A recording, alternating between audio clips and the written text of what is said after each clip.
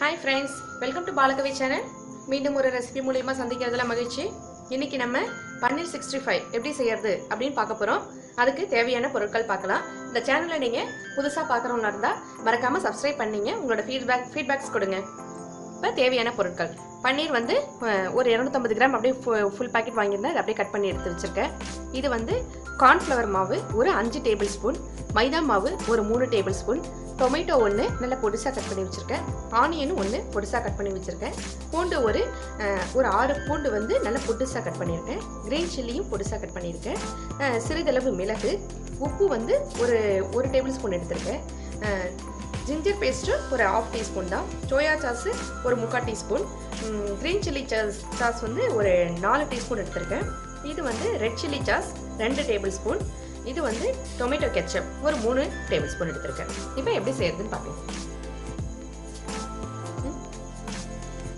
Cornflour மாவு சேர்த்துக்கலாம்,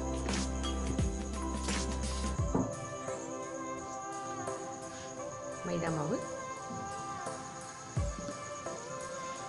உப்பு, சில்லி சாஸ்,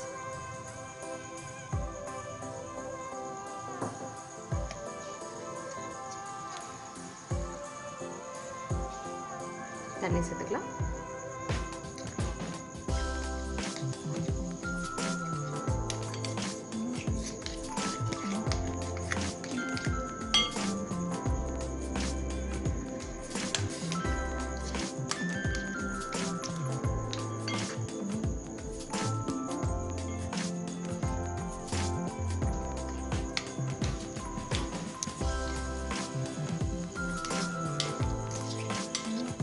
இப்போ நம்ம ஆயில் வச்சு ஃப்ரை பண்ணி எடுக்கலாம்.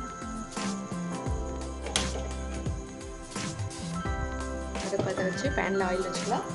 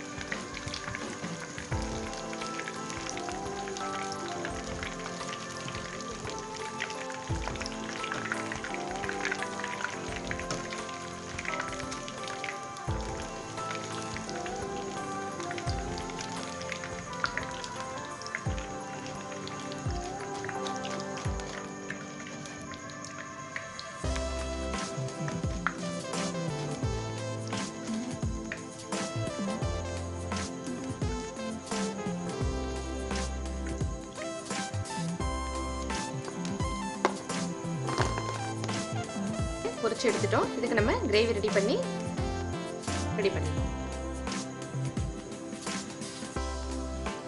அடுப்பத்தை வச்சு பேன் வச்சு கொஞ்சோண்டு ஆயில் விட்டுங்க.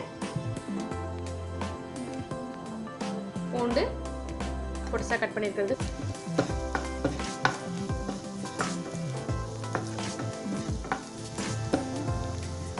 ஆனியன் போட்டுக்கலாம்,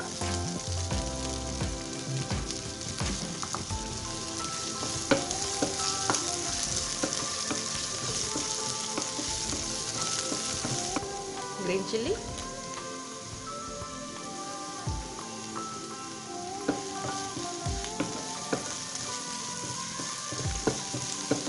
pepper, ginger paste,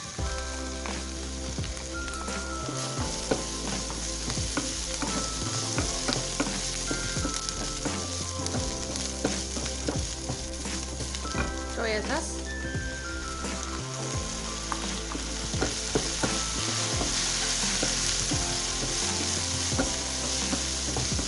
chili sauce,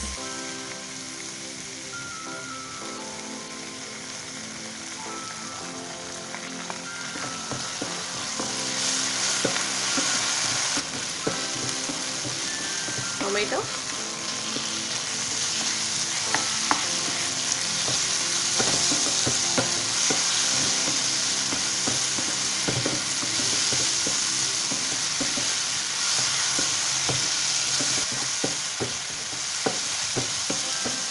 tomato ketchup,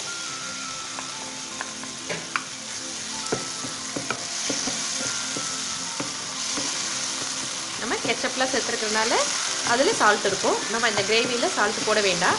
பன்னீரில் நம்ம ஃப்ரை பண்ணி எடுத்துருக்கிறதுலேயும் சால்ட்டு சேர்த்துருக்கோம். இது கிரேவி மாதிரி வேணுன்றதுனால ஒரு ஸ்பூன் கார்ன்ஃப்ளவர் மாவு எடுத்து அதில் ஒரு 3 டேபிள் ஸ்பூன் வாட்டர் ஆட் பண்ணி மிக்ஸ் பண்ணி இதில் ஊற்றிக்கலாம். கார்ன்ஃப்ளவர் மாவு நான் கரைச்சி இதில் சேர்த்துக்கிறேன்.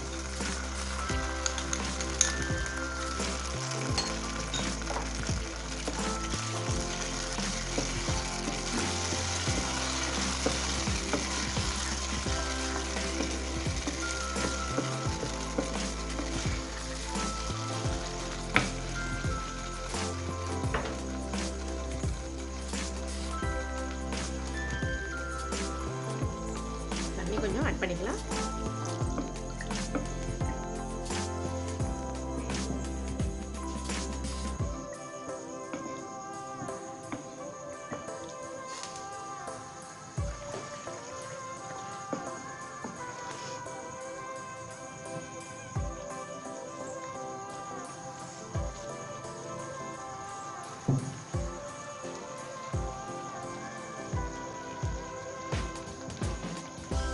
நல்ல செமையாக இருக்குதுங்க ஸ்மெல்லு.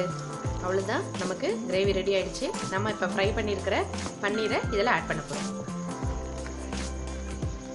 இப்போ ரெடி ஆகிடுச்சு. நம்ம இதில் பன்னீரை சேர்க்கலாம்.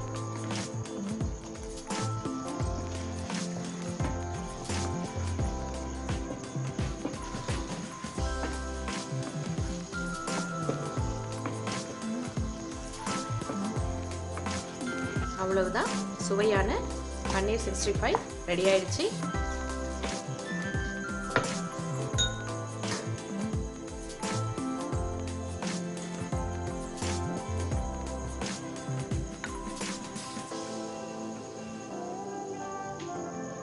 அவ்வளவுதாங்க, சுவையான பன்னீர் 65 ரெடி ஆயிடுச்சு.